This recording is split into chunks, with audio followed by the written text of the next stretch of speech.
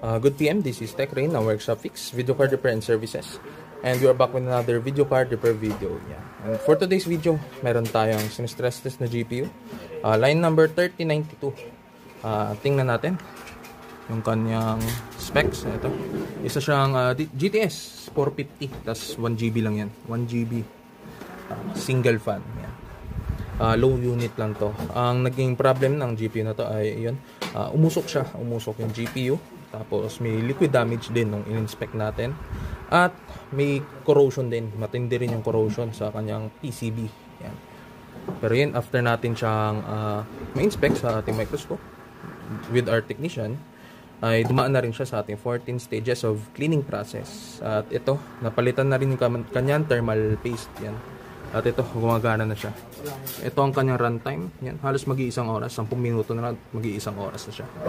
Ito ang kanyang performance. According to our Tech Power Up, tingnan natin.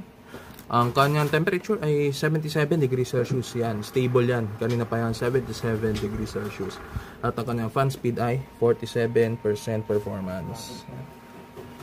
So ito, sa Farmark lang natin siya niran at hindi natin siya giname test kasi nga, yun nga, low unit lang siya. Baka masyado ma-stress yung ating GPU. Pero ito na nga, gumagana na siya sa ating test unit and available for pickup na. Yan. And that's all for today's video. This is Tech Rain at ito ay line number 3092 and see you on the next video.